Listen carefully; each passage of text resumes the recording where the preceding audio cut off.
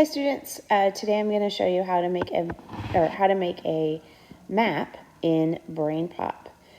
So you will, I'm going to go ahead and start like I'm already in BrainPop. You'll go in through the link that your teacher sends you.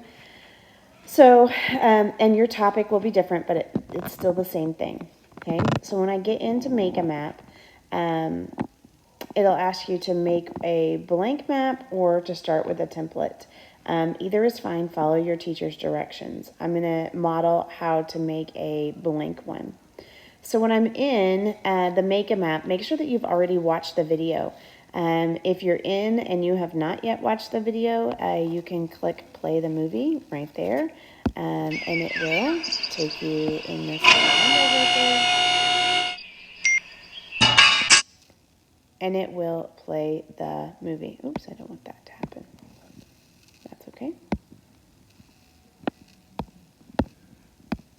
Let's see, we're going to undo. There we go. So if you did not get an opportunity to watch the movie, you can rewatch it in this screen. I also want to point out some options over here on the left-hand side of things that you can add to your Make a Map. Make a Map has a ton of images, so you can choose from the images that are provided, or you can search for images right there. It also has keywords that are provided based on the video and the topic that you are showing, that you are learning about. You can also use these two right there and make your own keyword if you would like. And you can actually, you could add other maps to your map that you're going to make, but that's pretty advanced, so we won't get into that today. Okay, so a mind map or a make a map option is to help you show your teacher what you've learned from the video or what you've learned from the topic and make connections in a way that makes sense in your brain.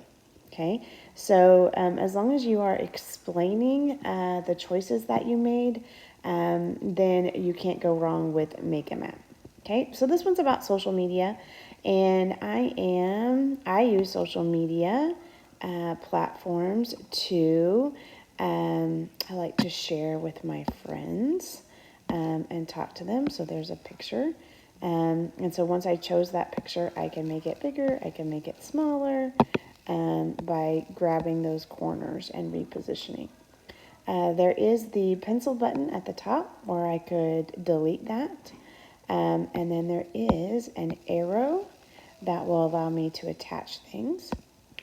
This yellow box right there with the gray things will allow me to type something in there, and you don't want to skip this part. You do want to type in what you were thinking.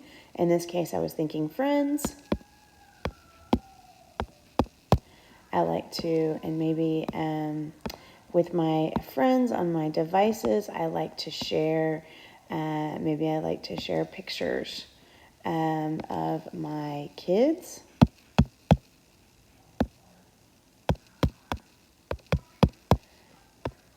And I can just grab that, and I got it over there.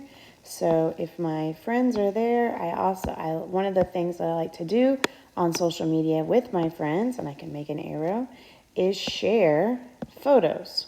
Okay, so do you see there is in that arrow, it's kind of gray right there right now, but there is a box that I can click and kind of hold, and then I can type.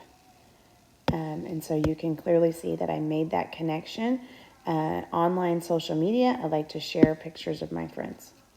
I also use social media to share, and maybe I'll label this social media.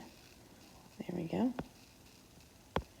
I also use it to share about my hobbies and interests. So I take pictures and do some things like that. And so I like to use social media to, oh, nope, this guy, share, nope, come on.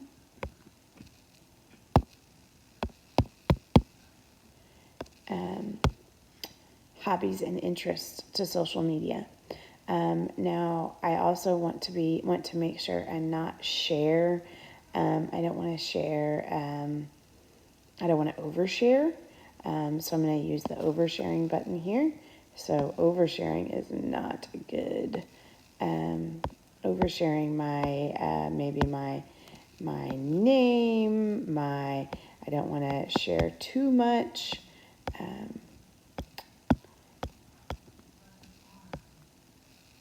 I want it to be good. So, but this looks like I'm oversharing, like my friends overshare.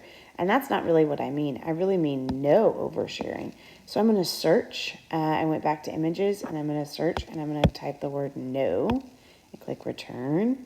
And it has a bunch of options here, but I'm going to use this guy. And I'm just going to kind of layer it over there. So that my teacher can kind of see it, hopefully. There we go.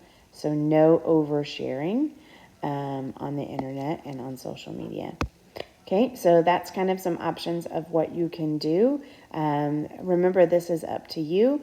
Make sure that you are labeling with words. Make sure that you are editing things that you want to edit. And then when you are done and you've made all the connections that you want to make, or you followed the directions, maybe your teacher wants you to use a certain number of keywords or a certain number of images, whatever that is, just make sure that you have followed all of the